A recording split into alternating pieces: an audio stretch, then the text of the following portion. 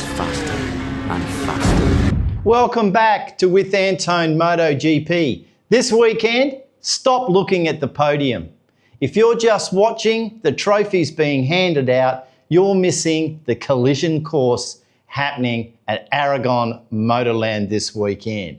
40 points gap in the championship and 37 points available this weekend. Marc Márquez, Jorge Martin, Marco Bezzecchi, Ogura, 4 names, but only one trajectory. Today, we're going to cut through all of the surface level noise to ask the only question that matters for the 2026 title. Is Aragon the moment Aprilia finally stops letting its riders destroy each other's title hopes? Let's look at some of these numbers because the numbers do not lie in MotoGP. We have 10 rounds to go and 370 points available to win. But the number that should keep Aprilia management and Rivola up at night is the number 4. That's 4 riders capable of taking points off each other every single Grand Prix weekend in the sprints on Saturday and the Grand Prix on the Sunday. In a championship where Marc Márquez is hunting his 10th title, every single point Aprilia riders steal from a teammate is a direct gift to Marc Márquez and Ducati. And Aragon, for me, it's the deadline. Does Aprilia protect the lead or do they risk handing the 2026 MotoGP Championship to Ducati on a silver platter? Okay, the race weekend this weekend, Johann Zarco will attempt to return to Honda, subject to a fitness test after that horrific knee injury in Barcelona.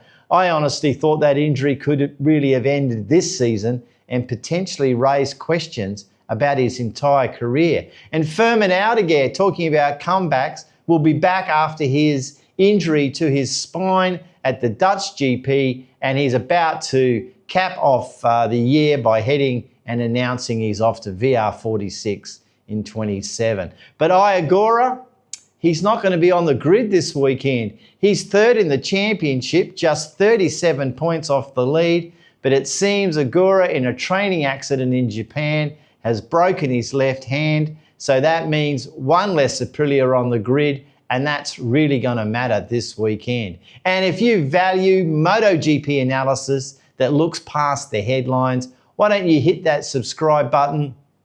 It really helps my channel and it helps me keep independent. Now, let's talk about the track specialist this weekend, Marc Márquez, and the psychological limits. Aragon is Marc Márquez territory. He's got 8 victories there, and the data shows he's found his feet on Ducati, repeating a hat trick of victories last year. But look beyond the wins. Marc isn't just racing the clock, he's racing the narrative. If Marc fails to win at one of the strongest circuits for him and the Aprilias manage to finish ahead, the psychological advantage will shift. Now look, we've discussed the 1+1 contract extension for 27 logic, and the exit door seems to be there for 27. If his body fails him, he's then able to step away. But right now, it's all about chasing that number 10. If he loses control of the narrative here at Aragon, he could potentially lose the championship. Look, my predictions for the past 2 years, it's been Marc Márquez winning. In 25, Ducati locked out in the podium. And of course, in 24, they were dominant as well. So this weekend, I see it happening this way. Marc Márquez on top of the box, Jorge Martin and Alex Marquez in 3rd. But the 2027 season still casting a shadow. While the 26 fight burns brightly, the 27 grid is already starting to cool down. Enea Bastianini is off to Trackhouse Aprilia, and Luca Marini confirmed to Tech 3 KTM. So those riders, they're fighting for 2 things. the current crown and the future leverage that they have on the grid. But there's a technical environment factor that no one's talking about, and that's the calendar. How can anyone plan a title attack when the schedule for this season is still a question mark? I refer to Qatar. Is Qatar actually happening or not? And if it isn't happening, what are they doing? We need the information. And to that as well, where's the 2027 draft calendar? Data-driven racing requires certainty. And right now, the entire paddock is flying blind for the rest of 2026.